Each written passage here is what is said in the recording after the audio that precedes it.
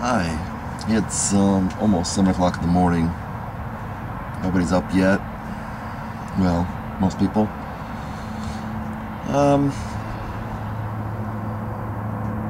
Christian song and dance.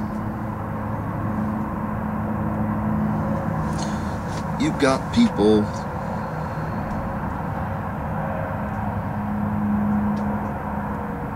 who do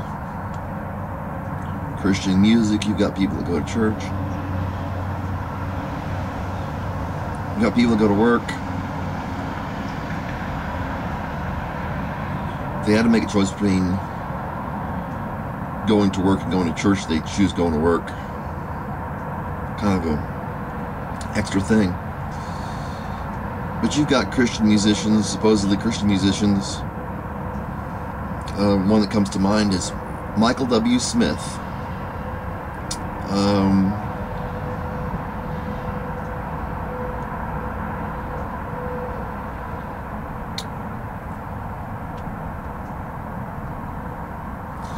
Live the life. And while I appreciate the song,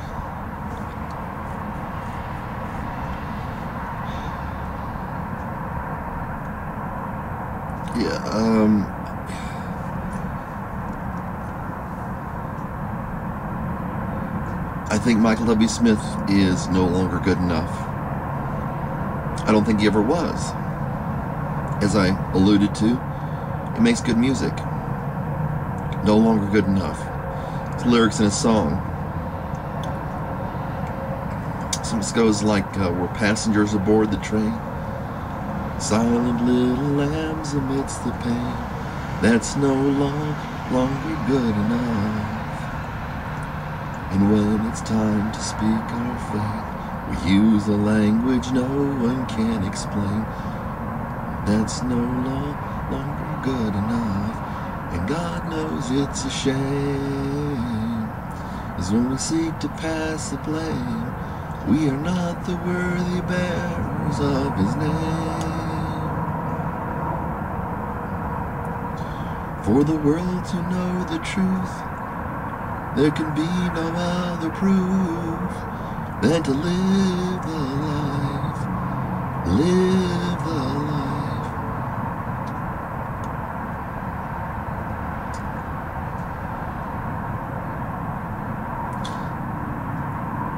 You're damn right, no longer good enough. Never was good enough.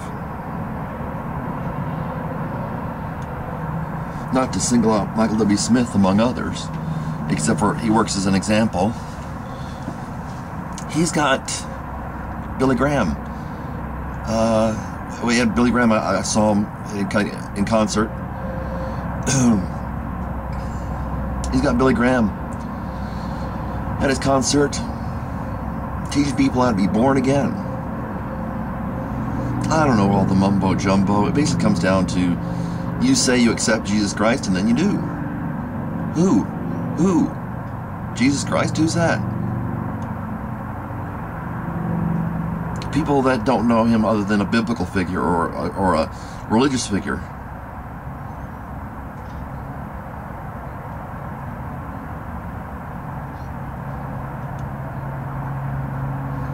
Although, you know, he's got some good songs. Although I kind of thought I liked the guy. It's kind of like politics. You might like the person, you think they're a pretty good guy. When it comes down to it, no, they're not.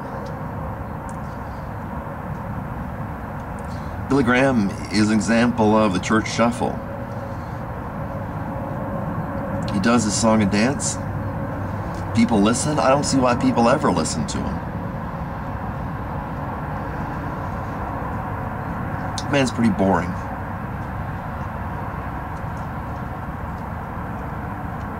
And Michael W. Smith has him as at his concerts, or at least he did with one I was at.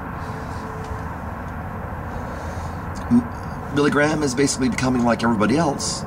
You know, he thinks, you know, there's you know, more than one way to heaven, you know, quote unquote heaven. There's more than one way. Jesus is really not it necessarily. If they've got Him, great. If they don't, it's okay.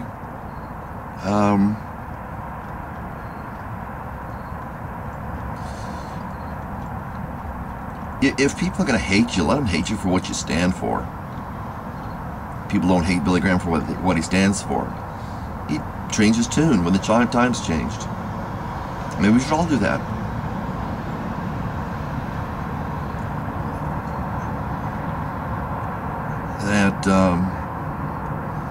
Baby used to come from mothers. Now they come from the flying spaghetti monster. From what I've heard, people like that one. So, if it was false to start with, it's false now. If it was true to start with, it's true now. But people aren't true now. So the guess was they weren't true to begin with. There are no, as are assumed, holy men. There's no such thing. Not the way we determine it. It ticks me off, to use a euphemism.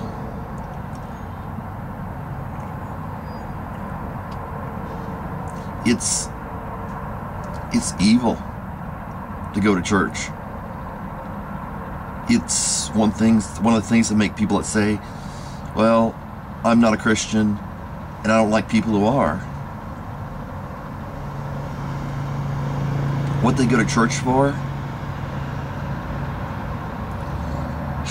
After you've been there long enough, if you grew up in the church or something, and the church with the four walls and all that stuff, candles sometimes, even some of the more supposedly, churches that don't get into that stuff, they still have candles.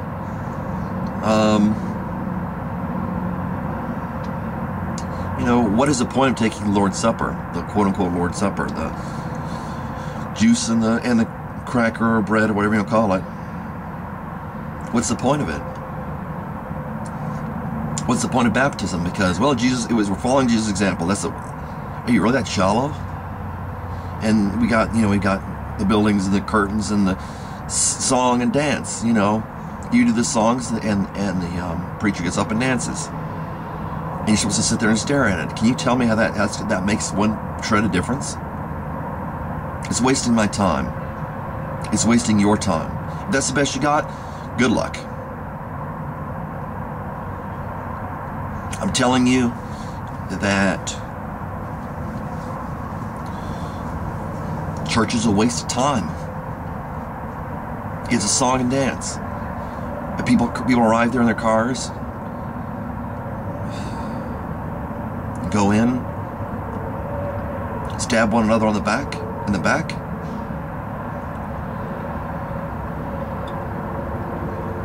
steal people's money because they say they're using it for one thing and they're not.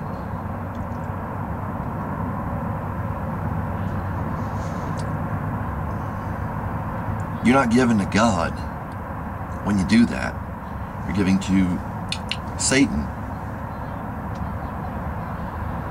It's not for good. It's for evil. You might do some good things. If you want to help the poor, go out and help the poor. If you want to give somebody a sandwich, give somebody a sandwich. Once it's gone through the sieve of your church, through the strainer of your church, not all that money's going through. You're wasting it. It's not being a good manager of your own money. If you give it to these sinkholes, throwing good money after bad,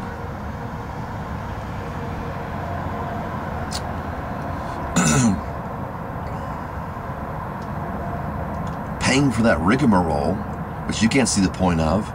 What, you have nothing else to do? Like, if you don't know, I've said it before, if you don't know the answer, ask somebody. Keep on asking. It's like interviewing for a job. If you really want a job, you go to an employer and say, even if they're hiring, you say, "Oh, you're hiring. You're looking for an employee." You go there, and you just kind of, whether they accept you for the job or not, you just stay there, or was that what you're going to do? Or churches don't employ people. Not the average person that walks in the door. Paul said, I worked harder than them all.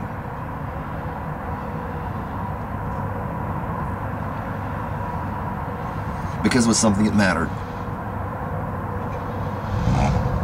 It's looking for a social group. It's criminal.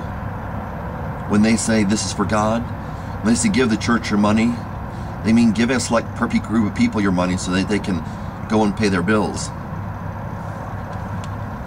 For something that, Jesus got mad at it. So why are you doing this to my Father's house? These people, these are supposed to be your people.